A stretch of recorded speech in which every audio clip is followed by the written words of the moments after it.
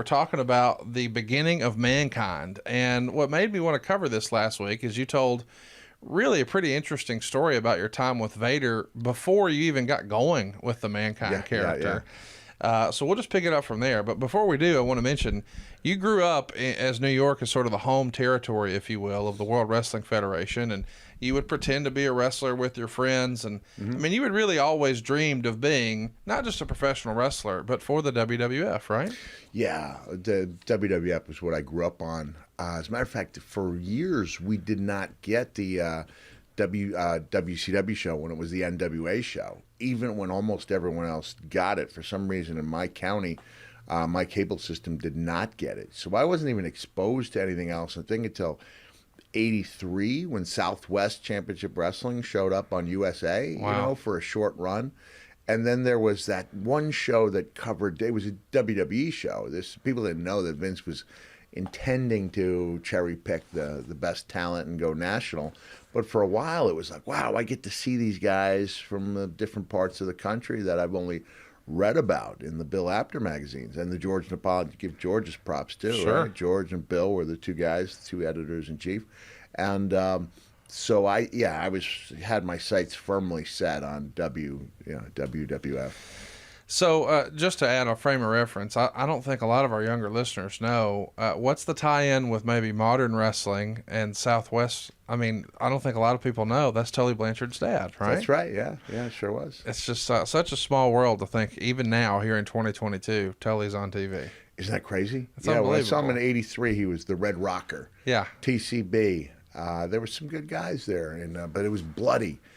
Southwest Championship Wrestling was pretty bloody. That's something that you only got on rare occasions in WWF. So, of course, everybody knows the story, of Jimmy Snuka and Don Morocco and your love of that. But did you know before you went to that show that you wanted to be a professional wrestler, or was it at that show? I'd wanted to be a wrestler for a couple of years. So when I was 10 or 11, I wasn't necessarily dreaming of becoming a wrestler. I just knew that my brother and I loved wrestling, and we weren't particularly close. So to find something we both liked, and we were drawn to like the hokier moves, the chop, the oblique chop. Like, I don't think I've seen an oblique chop before or since. Can't even remember who did it. It was one of these things where the guys stomping the feet, while they chopped the obliques, and that became a mainstay in what we would do, and we'd have matches. I think I told the story in '97 with Jim Ross where I backdropped my brother and he broke his nose. And my mom came in and said, no more wrestling, but she didn't say no more dreaming. There you go. Said as mankind, yeah, that was pretty significant. So for years, the WWF didn't really entertain bringing you in, and I think it's even been written about that you made a pretty consistent effort there with J.J. Dillon and others. Sort of run us through what that was like. I think the first time I placed a call was when my parents received a message from Pat Patterson, who was he was high. I don't know if he's head of creative, but he was up there. I think Vince was always head of creative. And I get a call, and the first thing I said to my parents, because I got my feelers out there, I'm thinking this is a rib, right? Because I was still a college student. I think I was 21 years old, maybe just turned 22. And but you knew that Pat was high up. Yeah, sure. Because I'd been to a couple of shows, and I'd done enhancement work. I did 4 or 5 enhancement matches with Hercules, with the Bulldogs, Killer Bees, Kamala, and I think that was it for me, as far as being that guy getting beaten up on TV.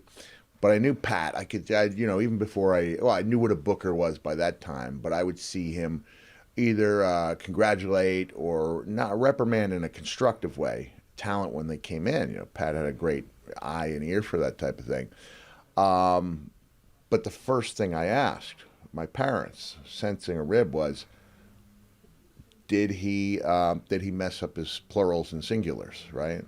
You already knew that. I already knew that. And my dad goes, oh, his English was terrible. And so, oh, man, great. That could be real. Got to be the right guy. So I called up probably 3 or 4 times. This is Cactus Jack returning Pat Patterson's call. And I received no call, no return call. And it was like 3 months later when Shane Douglas was like, hey, did you get my call? It's like, what call? He goes, yeah, I called your house, pretended to be Pat Patterson. Oh man. I called it the always funny rib of making someone feel like their dreams are coming true. But now, if I'd listened to the message, if my parents had played me the message, I would have understood it was a rib. Because, hello, this is Pat Patterson's. It was Shane literally messing up every single word, every single in plural. So that was not in the cards. And then when I got to WCW, it was going good. But I think by the time 92 rolled around, I was still being used well, but I just wanted to see. But I wasn't being offered anything in the way of a raise, Right. So there was still a world of difference between what I was making, which was still good, $150,000. 1991 was Pretty good. That's pretty good. Still, I'd argue it's still pretty good. But, there was a big disparity between the guys I was working with and what they were making, what I was making. So I just wanted to see if what the market had, what the market bore.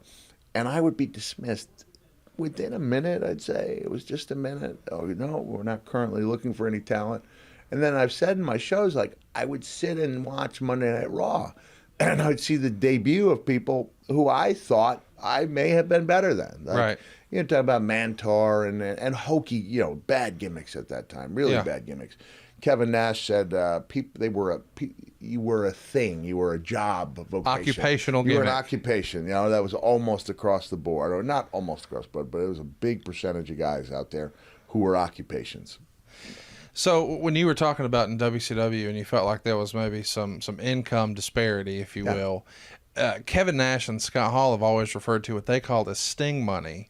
And it was about the 600,000 range. Does that sound about right? Yeah, I thought That was the high water mark there. I thought Sting may have been making a little, like 7 in the 700s. Yeah. But yeah, that was the big money. And there were other guys who were making 300 or 400. A little guy here and there making 500. And then when Kevin and Scott came in, and then Hogan, that bar got pushed considerably higher, And that's when our friend Barry Bloom came in, with the favored nations clause. So if somebody else picked up more than that, you were automatically I was never automatically factoring. I was never part of that. But that was good for everybody, because that's what placed pressure on Vince to start offering the guaranteed contracts. I think the payoffs went up considerably. And so going back to what you and I were talking about last week, ultimately, whatever's good for the men and women in the business, I believe, is good for the business, including WWE. Yeah, no, I would agree. I'm curious from your perspective, as a performer, sure, everybody has goals that they want to achieve professionally and financially. Yeah. But was it defeating when you realized, wait a minute, I'm in the same match as Sting and he's 5X? Is that the genesis of the call? No, I think it was more creatively. I think going back, I can't pinpoint the way I felt in September of 1992 or who I was working with. I was really grateful to have the job I did. It was more the frustration of feeling, like I said, that the carpet's going to be, pulled out from underneath me. I think a lot of guys have felt that, where you Especially in WCW in that era. in probably. WCW in that era, they had kind of worked themselves into a situation. The conundrum they faced, or the talent faced, is that you couldn't make top money unless you were a top guy. So of course you're striving to be a top guy, but you couldn't be a top guy unless you were making top money. Yeah.